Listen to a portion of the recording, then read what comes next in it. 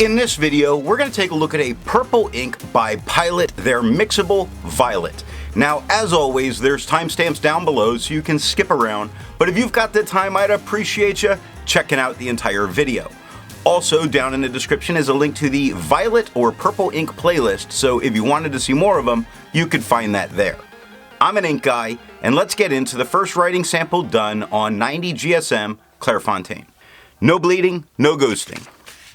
We get no feather, spread, halo sheen. We definitely see some darker spots of shading occurring in the extra fine and in the medium. Not so stand out in the medium, but it's definitely there as you see some lighter areas. The extra fine is lighter than the stub, while the medium looks a little bit darker than the stub. Extra fine took 14 seconds to dry and the medium took 17. Scrubby for both don't show much for color variation, but what's there is really showing itself nicely in the writing. And the smear test, I do not think you could recover if you smeared while you were writing. To have a range of experience with this ink, all of the writing samples are done with a Jinhao 159 with a 1.1 stub, a Jinhao X450 with a medium, and a Jinhao X750 with an extra fine. Then a Platinum 3776 with a soft fine nib was inked up, used for a day, and used to take the notes for this video. The next writing sample is done on 52 GSM Tomoe River. No bleeding, but a significant amount of ghosting. It is a thin paper after all. We get no feather, spread, halo sheen, no shade, though the extra fine looks lighter than the medium or stub, which look the same tone. Extra fine took 20 seconds to dry, while the medium took 28. The scrubby for both show us no color variation. We're really not getting it in the writing, and the smear test you could not recover if you smeared while you were writing. I agree with Vita. There's a lot to learn by doing multiple chromatographies. The one on the left is done the way it's supposed to be done. A line of ink is put down and then it's put into water for 10 to 15 seconds. And we see that this is a very dark purple. It's dark in its lighter tones while it's pushing up. But when it gathers at the top, it's so dark it's practically a black. It even makes me wonder if there's something used making this a little bit darker. The one on the right is allowed to dry for 10 minutes, and we don't see any difference between the two of these, meaning we don't really expect any kind of resistance from this ink. The next writing sample is done on 80 GSM Rhodia dot pad. No bleeding, but some minor ghosting is occurring.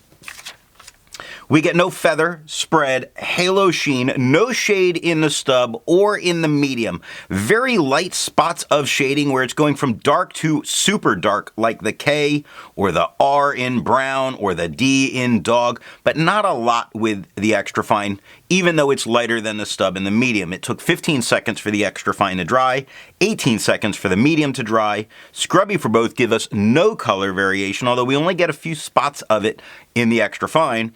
And a smear test I do not think you could recover if you smeared while you were writing. Resistance tests are done to see how this ink can be expected to perform on the page, and more importantly, how hard it may be to clean from your pen. The smear is allowed to dry for 3 days before testing it. Looking at the highlighter, it does have a little bit of spread, a little bit of williness, but it's the blowout at the top of the lowercase h that makes me say I would avoid using it personally in a note-taking situation. Water, very surprisingly, only moved the darkest tones, left a lot, although right around the ring you do see it getting a bit lighter.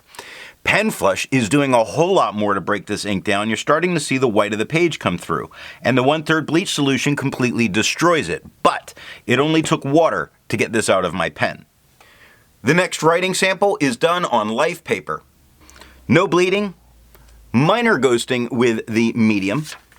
We get no feather, spread, halo sheen, no shading in the medium, no shading in the stub. The extra fine again has a few really dark spots that show up, so a very light bit of darker spots.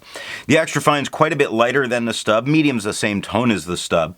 Extra fine took 14 seconds to dry, while the medium took 17.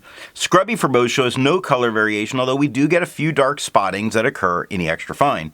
And the smear test, you cannot recover if you smear while you're writing. For the inks tested, the average viscosity was 2.5, with the realm of normal being from 2.1 to 2.9. Pilot's Mixable Violet has a viscosity of 1.53, so this is a wet ink. Now, if you're interested in how the viscosity tests and all that's done, then down in the description is a link to that video.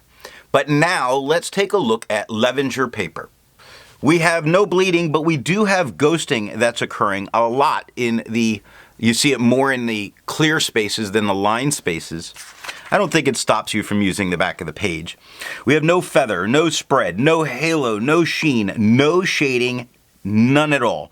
The extra fine's lighter than the stub, while the medium's just a little bit darker than the stub.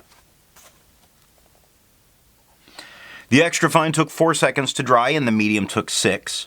Scrubby for both gave no color variation. We didn't get any, and the smear test I still do not think you could recover if you smeared while you were writing. For the inks tested, the average dry time was 17 seconds, and the realm of normal was 13 to 21 seconds. Pilot's Mixable Violet has an average dry time of 19 seconds, so it's normal. The last writing sample is done on Franklin Christoph paper. This is very surprising to me in certain ways, but others not. So many papers had a lot of ghosting that it shows the ink was getting deeper into the page. None of these spots I'm circling touch the page underneath. They do mean to me that I could not use the back of the page. That's a lot, and I'm very surprised by that on this paper. It's just showing what the ink can do. Now we get no feather, spread, halo sheen. The stub has no shading, the medium has no shading. The extra fine definitely has some darker areas, like quick certainly looks darker than the word over, brown looks darker than the word fox, but not much really else in terms of shading here. The extra fine took 2 seconds to dry, medium took 4. Scrubby for both gave no color variation, and we don't see a whole lot, even though we do see some in the extra fine. And the smear test you could not recover if you smeared while you were writing. Instead of finding inks that look like Pilot's Mixable Violet, I'd prefer to find an ink that complements its color on the page. I decided to go with a magenta ink by Krishna, their Azealia. Now, if you'd prefer a different complement color, then down in the description are links to those playlists. So what do I think of Pilot's Mixable Violet? Frequently in the writing, it is a bit darker than I like to see. As a mixing color, I prefer to mix from the primes, but it can be there for convenience. Should I consider an ink mixing series? Let me know down in the comments. So what nib and pen are going to give the best writing experience with this ink? I really preferred its much lighter tones that I was getting with that soft fine. So I would go with a dry fine or dry extra fine to get that lighter tone and get a little bit of shading. I hope you got something out of this video, and in the next video we're going to take a look at Noodler's Operation Overlord.